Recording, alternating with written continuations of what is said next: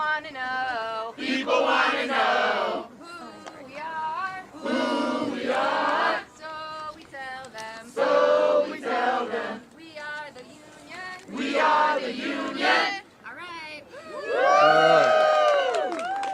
Well, let me begin by thanking all of you, not only for being here today, but for understanding when people join a union, when they stand up and fight back, that's the way we make progress. I just want to thank you and the unions for all that you're doing.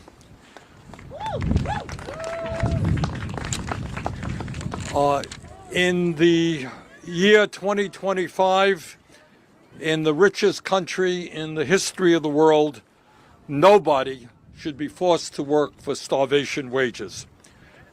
It is time to raise the $7.25 an hour federal minimum wage, which is a disgraceful minimum wage, to a living wage. At least $17 an hour, and that is precisely what the legislation that we are introducing today will do.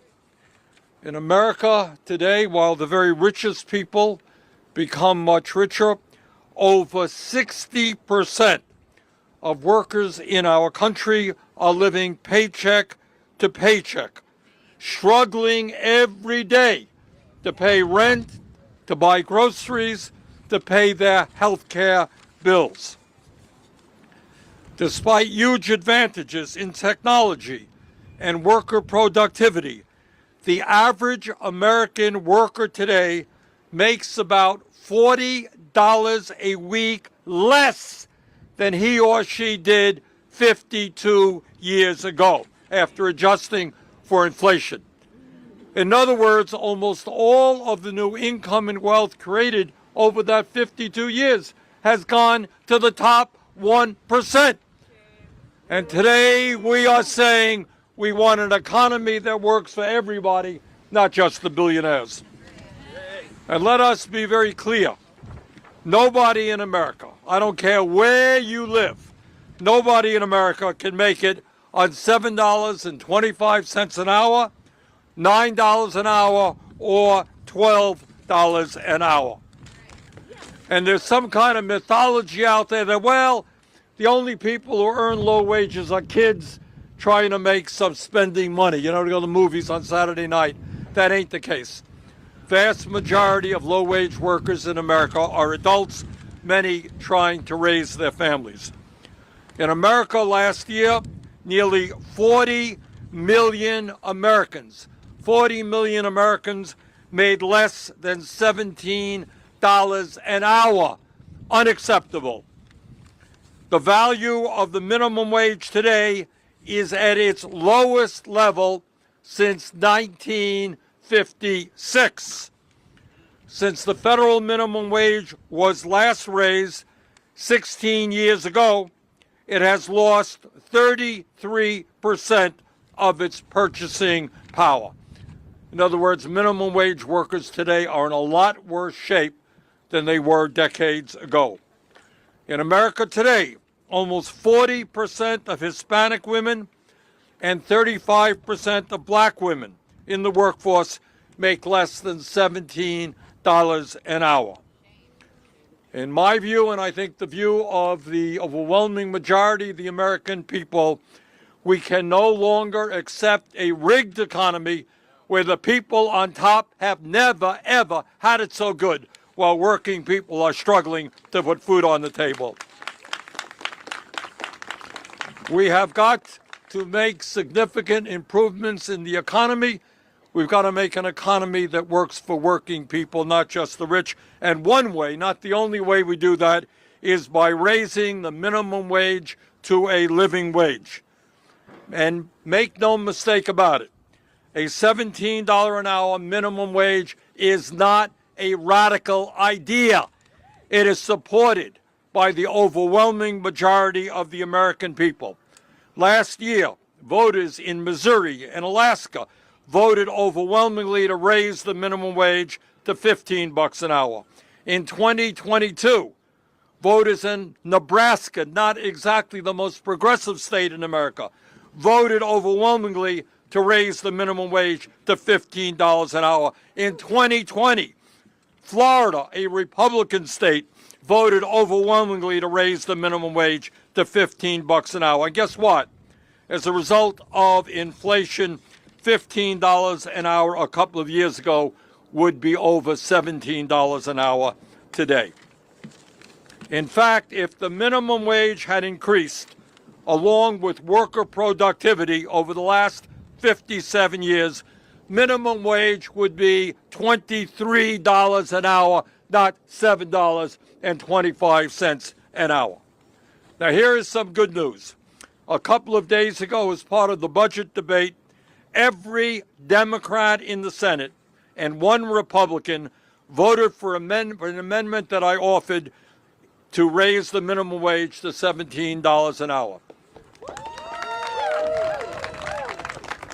That is an excellent start, but it is not enough.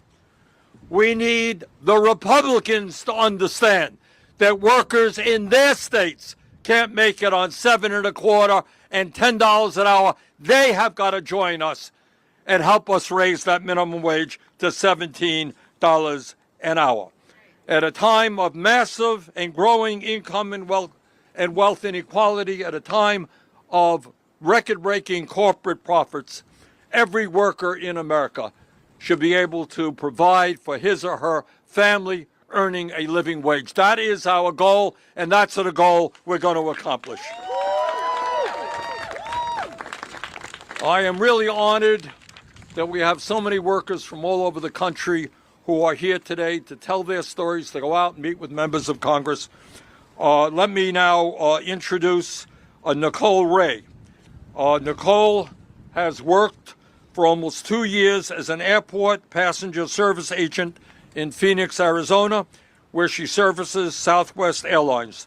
She is a single mom with 2 sons and worries whether she'll be able to afford rising costs of rent and electricity. Nicole, thank you very much for being with us. Hey, thanks for Don't be nervous. You'll do fine. Okay. Okay. Good afternoon, everyone. My name is Nicole Ray, and I'm a passenger service agent at Sky Harbor International Airport. I'm one of the workers you see pushing around passengers who need wheelchair assistance to get to and from their gate and around the airport. Don't get me wrong, I love my job. I love chatting with all the passengers I meet, and I love knowing I'm making a difference and that I'm helping make air travel possible for so many people. But I only make $14.70 an hour, the minimum wage in Arizona, and we have to report our tips, which are then taken out of our paychecks. That is not enough to survive and thrive in 2025. I constantly worry about rent, bills, medication, and groceries. I am a single parent of 2 sons, and I worry each and every day how I'm going to provide for them. The major airlines rake in billions of dollars but allow us to be paid poverty wages. It's wrong. Working people nationwide are the backbone of our aviation industry and keep planes flying. We need a federal minimum wage that is a living wage, one that works for all working people. I won't stop fighting until workers in Arizona and across the country are heard and paid enough to support our families and ensure all of our communities can thrive. Thank you, Senator Sanders, Representative Scott, and all the members of Congress who are fighting for us by supporting this bill and allowing workers like myself to have our voices heard. I would now like to introduce Representative Scott.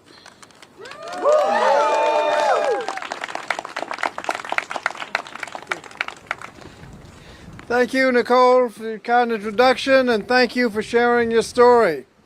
Good afternoon, and thank you to all the workers, reporters, colleagues who have joined us as we introduce the Raise the Wage Act of 2025.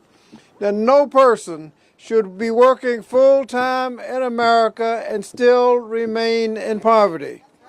But now there's currently no place in the United States where a full-time worker making the federal minimum wage can afford even a modest 2-bedroom apartment. And on average, a minimum wage worker would have to work 95 hours a week to afford a modest 1-bedroom apartment. And so Congress has not yet raised the minimum wage in about 15 years, the longest stretch in the history of the minimum wage. The Raise the Wage Act would give roughly 22 million workers a much-needed raise by taking three key steps. First, it gradually increases the minimum wage to $17 an hour by 2028. It guarantees that tipped workers, youth workers, and workers with disabilities are all paid the full minimum wage. And third, it ensures that the value of the federal minimum wage will not erode over time as it has now by tying future increases to median wages. And every time we propose a minimum wage increase, we hear the same excuses of why workers must continue to scrape by on poverty-level wages. But we can't allow our policy decisions to be guided by fear-mongering that has undercut workers for decades.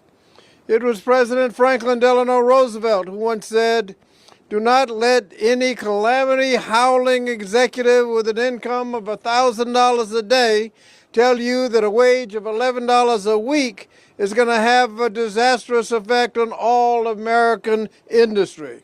Obviously, we can do better. The evidence shows that raising the minimum wage puts more money in the pockets of low-income workers, and those workers have more money. They turn around and spend that money in communities, stimulating the economy. The American people also overwhelmingly support raising the minimum wage at state-level ballot initiatives and nationwide polls. Americans around the country and across the political spectrum have repeatedly demonstrated overwhelming support for raising the minimum wage. Senator Sanders has pointed out that over the past 3 years, 28 states in the District of Columbia have raised their minimum wage, including red states such as Arkansas, Missouri, and Florida, all voting to increase their minimum wage. We must now ensure that all workers receive a long overdue raise and help lift millions of Americans out of poverty. Raise the Wage Act is the next step we must take to build an economy where everyone can succeed. Now, it is my pleasure to introduce Maurice Haskin, a food service worker in Atlanta, Georgia, and a member of the Union of Southern Service Workers. Thank you, Maurice, for being with us and sharing your story.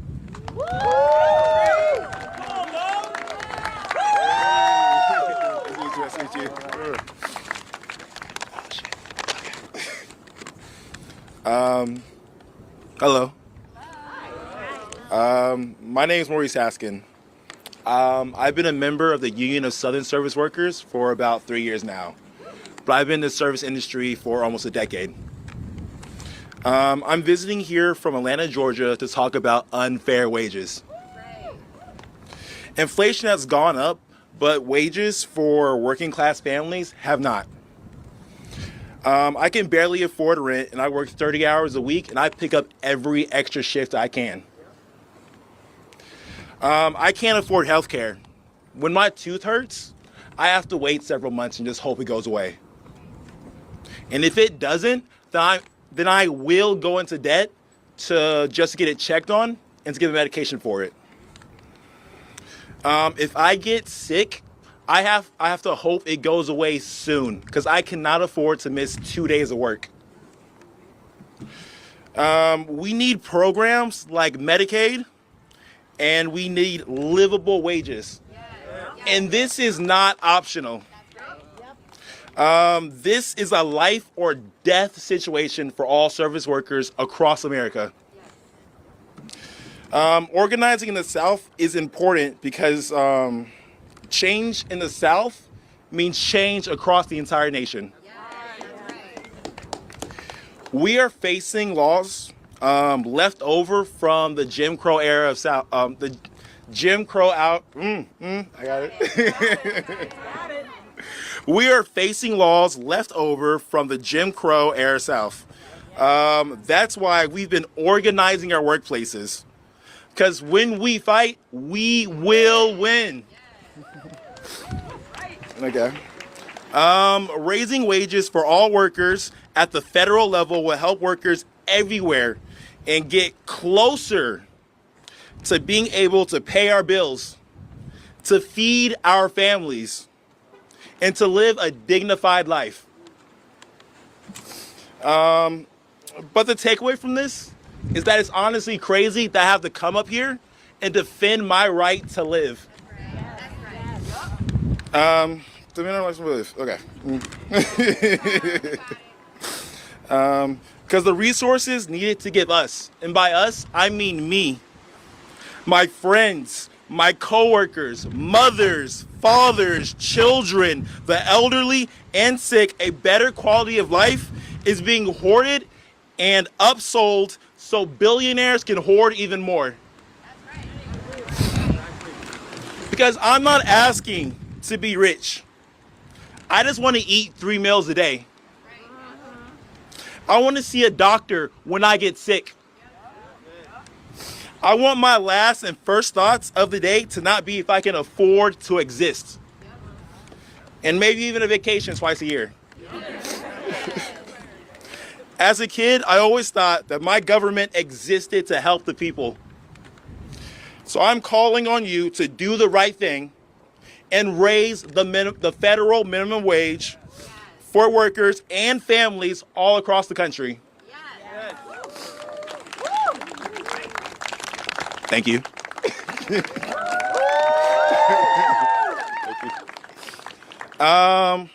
Now it's my pleasure to introduce Representative Greg Casar of Texas and the chair of Congressional Progressive Caucus. Let's hear it for Mo. Hi all, my name is Greg Casar. I represent the heart of Texas, and I'm proud to chair the Congressional Progressive Caucus. Today we are here to say loudly with one voice, Americans deserve a raise. For 15 years, corporations have gotten bigger, billionaires have gotten richer, and working Americans have gotten screwed. For 15 years, the rent has gone up, the grocery bill has gone up, the utility bill has gone up, but billionaires and their right-wing politicians have kept the minimum wage exactly the same. So it is time to pass the Raise the Wage Act so that working Americans can work to support their families, not to help a billionaire buy his 4th jet. It is time to pass the Raise the Wage Act so that if you work a full-time job, you don't have to live in poverty. Outside of Washington, this is a common sense issue. As Senator Sanders put it, in red states and blue states, voters are voting to raise the minimum wage. This is not a partisan issue. And if the Democratic Party wants to re-inspire the working class and get back to its roots, then we need to put the Raise the Wage Act front and center in front of our voters. To get this bill passed and to get this done, we have a bigger mission that we have to accomplish, which is to break the unholy alliance between corporate greed and corrupt government. That is our task. This starts with millions of ordinary Americans, of people that work at our restaurants and our airports and our daycare centers and our hospitals and our schools, rising up and speaking out, fighting back against the billionaires that are stealing your labor. Because folks like Elon Musk think that the rest of us were put on earth to work to make him richer. But we have some news for Elon Musk. This country is built by and for the American people, not by and for the billionaires. I'm honored to be the vice-ranking member now on the Education and Labor Committee alongside our ranking member, Bobby Scott, and proud to be a co-author of the Raise the Wage Act and to put it front and center on the Democratic agenda. And pushing us to make sure that this issue is front and center are those workers and are our unions. So today, I'm lucky to be joined by Thomas White, who's speaking next, who works the ramps at the Dulles Airport. Thank you for getting me back and forth from Texas safely every day, Thomas.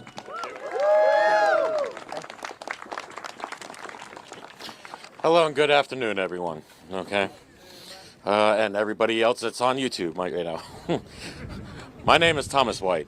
I work at on the ramp doing the lavatories on the aircrafts for the past 10 years now. Okay, I'm actually a single father of 4 kids, and the 3 youngest ones live with me.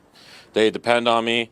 I really do important work at the airport, cleaning out and removing all of the human waste off of it. Okay, something that you might not know is that you don't know until you appreciate when you get on an aircraft and it's not backed up or it has no sense of smell on it and everything. Okay, okay. I have to make a lot of decisions when it comes to paying for pretty much anything that I have to do with my kids, okay? Sometimes I have to choose which one I'm able to pay for things like getting glasses, retainers, or even just regular school supplies, okay? I'm constantly in pain every day of the week because of my medical issues, but I can't even go to even get just my dental work done, okay? I always put my kids first before myself. Okay. With what I make and the amount that I pay for the health insurance of the company that I'm currently with, I can't even think about taking my kids to, or I'm sorry, I can't even think about having my kids go to college because I can't really afford it, or even a retirement for my retirement plan for myself. Okay, I live in Fairfax County, Virginia, which is one of the wealthiest counties in that portion of the county, and I rent a house. So I can be closer to the airport, closer to the schools, closer to everything I can if I need to be in any type of emergency or just regular getting groceries, okay? I pay rent for the current house that I'm in, okay? But even at that, I have to rent out the rooms just to maintain to be in there with all the roommates, just so that my kids and I have a roof over our head, okay? My youngest is currently, he's almost 15 years old, okay? My son and I, we live in the living room of the house, okay? We have really no privacy whatsoever, but even at that, my son has a bed and I don't. I sleep on the floor. I work at the airport, which is also wealthy and a booming industry, and I still barely can scrape by. Workers like me across the country can't afford to live on the wages we make. We need to raise the minimum wage for all workers and families like mine, and so they don't have to live like this anymore. Okay. And may I please introduce the SEIU International President, April Vermont.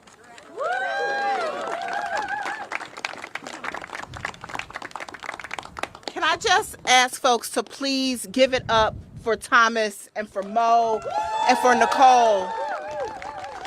If you think it's easy to stand in front of all of you and to stand in front of these cameras and share your story, share your struggle, be vulnerable on behalf of millions of workers across this country, they are the true heroes here today. So thank you so much.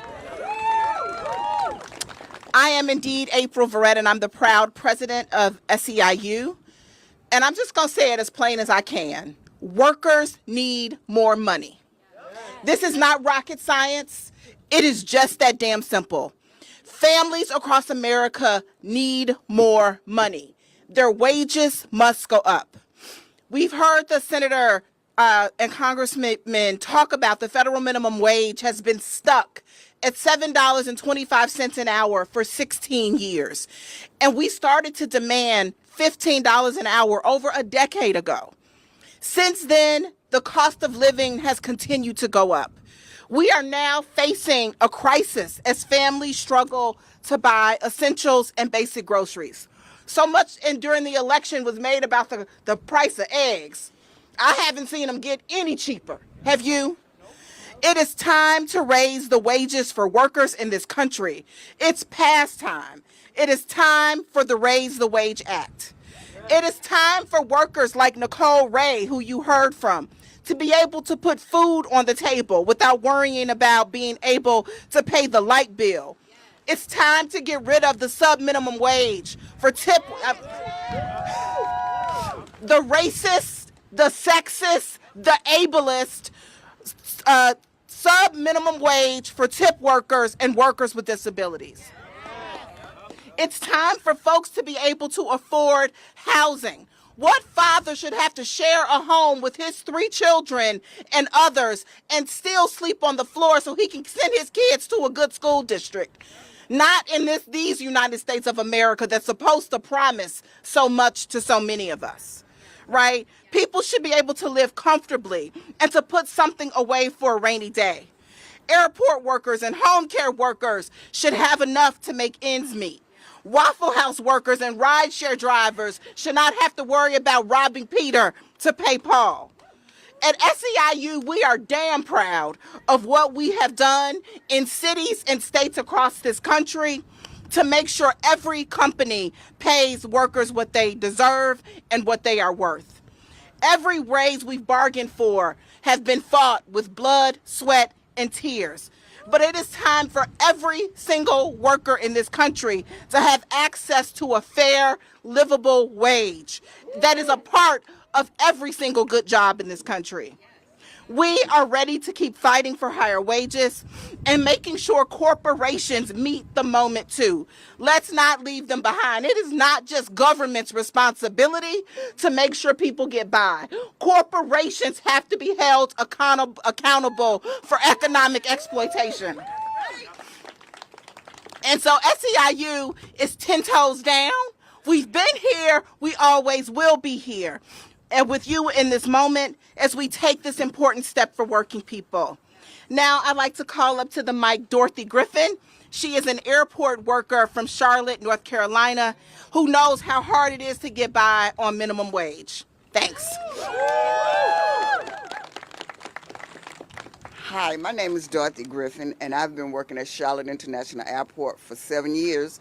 I've worked as terminal cleaner, cabin cleaner, and now I work in the pro shop, ensuring that the workers have their equipment to clean the airplanes. I love my job, and it makes me feel good knowing that I play an important role in ensuring the safety of the travelers, but I am tired of working and not getting paid. I'm 67 years old and I'm living paycheck to paycheck. I struggle every 2 weeks to pay my bill, and I'm a month behind on rent. Sometimes I can't even afford to buy food to eat because I don't have enough money. I had to juggle and think between what I wanted most, my car or somewhere to stay. They came and took my car the other day because I just couldn't afford it. Couldn't keep up the payments. I told the people that I can't live in my car and I won't live in my car. I'd rather have somewhere to stay. I've been making $15.50 for 4 years and have not seen a raise, but the cost of living keeps going up. As the cost of living continues to rise, the Raise the Wage Act is a critical effort that would help a lot of families, lift a lot of families up and take them out of poverty. We should be paid enough to support ourselves and our families, and we won't stop fighting until we get what we want and deserve.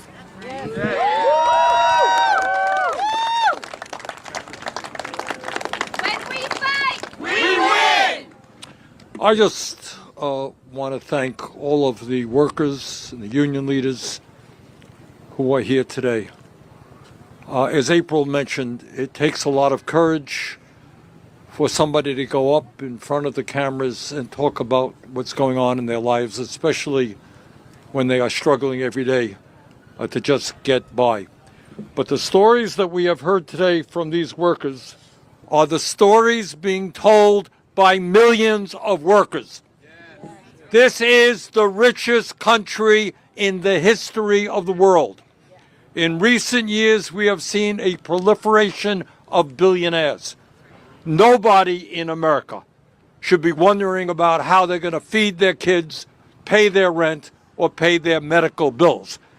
So raising the minimum wage is an important step forward, but we have got to create an economy that works for all, not just the few. Any questions that we can answer? All right.